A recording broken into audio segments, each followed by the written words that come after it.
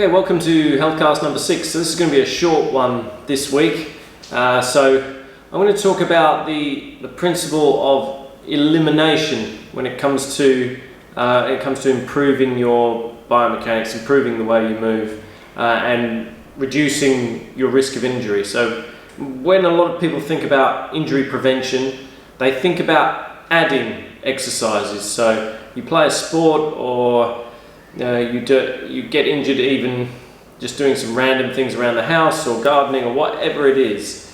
You'll go to a physio, or you may look up your injury online, and they will prescribe some exercise that you can do to maybe strengthen a problem area, or stretch a problem area so that you loosen a tight area or something like that.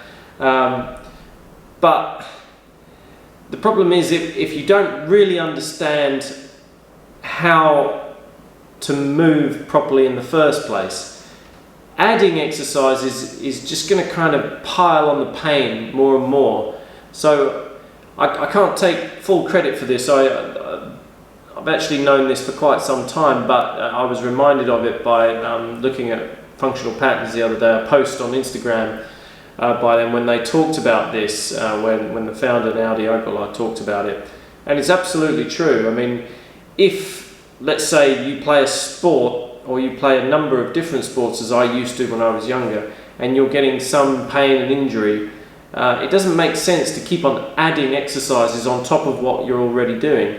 And this goes exactly the same as if you don't really play any sports at all. The fact is that you're going to be doing different activities. Even if most of what you do is sit in front of the sofa, maybe you need to think how you're sitting in front of the sofa, for example.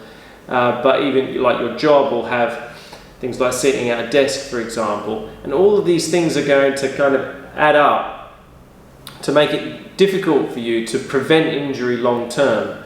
And the idea of adding an exercise to this, whether it be a stretch or a strengthening exercise, as most people do, doesn't really make much sense to me. And it because you don't, as I said, you don't really know how to move in the first place. So adding a specific exercise for a specific area of your body just doesn't make much sense at all.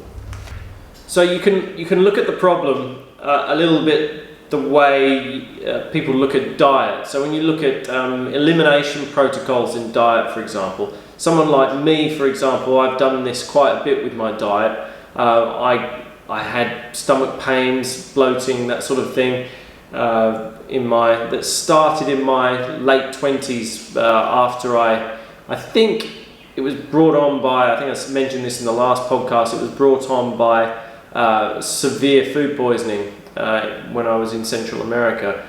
And ever since then my stomach's just not been the same, and so things irritate my stomach quite a lot. And so over the last few years I've been trying to figure out which things irritate my stomach and which things don't. So I've just been eliminating certain foods for a bit of time, and then bringing them back and seeing what's going on with the stomach. And eventually I've got to a diet now where I just don't get any stomach inflammation really. Sometimes I do, particularly when I have something with too many ingredients in it, anything instant or any kind of packet food, I'm liable to get that. And there are other things that if I eat, as long as I eat them in moderation, I don't get any bloating or inflammation in my stomach either. But that's the way I would treat so pain and injury as well. So the first thing that people often think is, I've got to tighten this, I've got to tighten that, I need to loosen this or strengthen that. Instead, you might want to think, right, what are some activities I do in my life? So they can be sports, they can be kind of non-activities like sitting down, for instance, or repetitive activities like maybe writing or typing on a keyboard, or it could be almost anything. And then think to yourself, can I eliminate that for a little bit of time and see what happens? Now, it probably will require maybe a longer period of elimination to see the difference, because diet can be quite instant. Although I have heard of stories of people getting reactions from foods like almost a month later. I find that hard to believe, but that shows you how kind of complex it is for some people. But in this case, a good example for me would be the amount of sports that I used to play.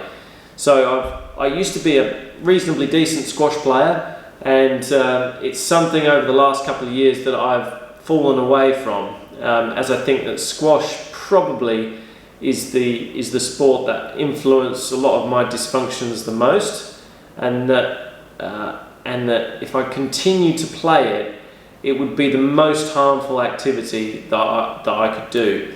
So I've eliminated squash for the last couple of years.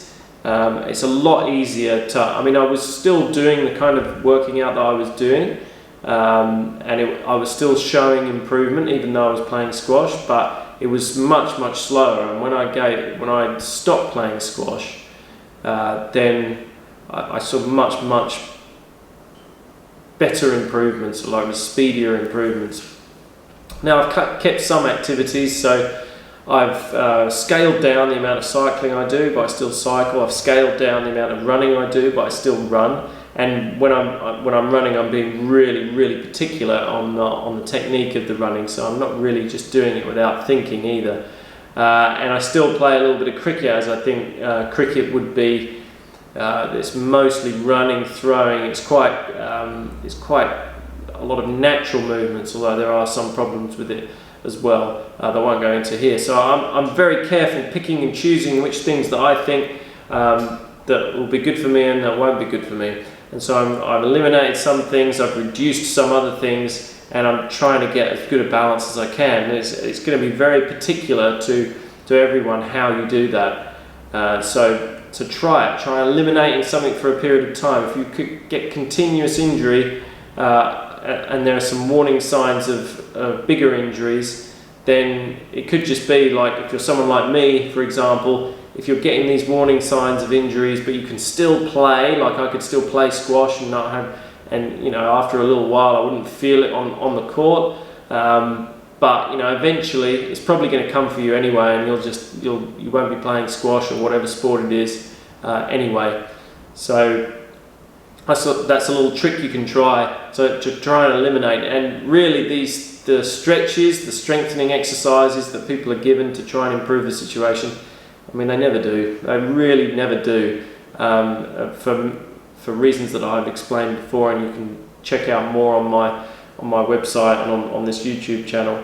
But unless you're treating the body as a system, unless you understand how you're moving properly, these adding on of different exercises is just not going to help. And this is going to bring me on to the idea of trade-offs and sacrifices. So a great man once said that there are no solutions, only trade-offs, and this is particularly true the more complex the proposed solution. So it's obviously complex to prevent injury long-term, especially because so many people get injuries as they get older, and it's a complex problem that needs that not only needs a nuanced and intelligent solution, a complex solution to fight that complex problem, but it's also going to require some trade-offs and some sacrifices. So, like for example, the trade-off to training the way I train now, the trade-off for having improved function, having no injury,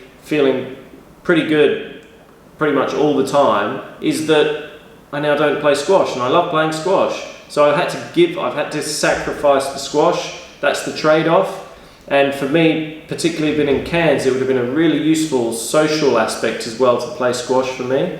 But I couldn't justify it. So that's the trade-off that I had to make with that. And obviously the time and energy I put into addressing my other issues. But it's the sacrifice, the elimination of activities that I enjoy. Running is another one. Although I still run, I don't run nearly as much as I used to. So I don't do these really long trail runs in the mountains here that I did when I first came to Cairns, for example, and that I used to enjoy doing. I can't see myself doing a really long bicycle tour either. I used to love bicycle touring. Can't imagine doing it like for 4, 5, 6 months like I've been doing in the past. It would just be it would just break down all the good work that I've done to improve the functioning of my body in all that time. So that's my trade-off. That's my sacrifice that I've had to make. And you will probably find other trade-offs. So let's look at it in reverse. Let's say I didn't stop playing squash. I continue to run. The trade-off there is going to be injury, and I was starting to feel that as hard as I worked on changing my entire way of looking at working out. Without the elimination of these activities, there's only so far it could take me, and injury eventually would be inevitable. So that's the trade-off. So if I want to continue doing all these things I really, really enjoy, the trade-off's going to be injury at some point.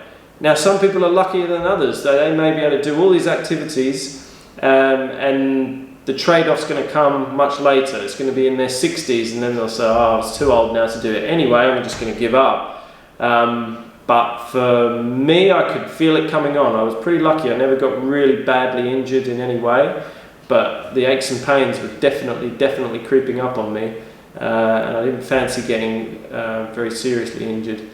So that's why I changed things. But you may be less lucky than me. It may be that you've had all of these problems right throughout your 20s and 30s, and you've still continued doing a lot of these activities, and you're still in pain, and you're in even more pain. But that's the balance. It's always the solution that's being proposed has always got a trade-off, and it's always got a sacrifice that you need to make. So that's the message I'm sending on this one. If you go to an exercise professional and they say, oh look, I know how to fix you, I know how to prevent injury long term, just do this exercise, add that onto your routine, I can pretty much guarantee that's a load of rubbish. So again, I tend to finish my healthcasts on slightly depressing notes, but that's the way. If you really want to get results, trade-offs, sacrifices, and don't expect miracles from doing a little exercise every now and then, add it onto your routine. Eliminating exercise is much better than adding exercises. It's really as simple as that.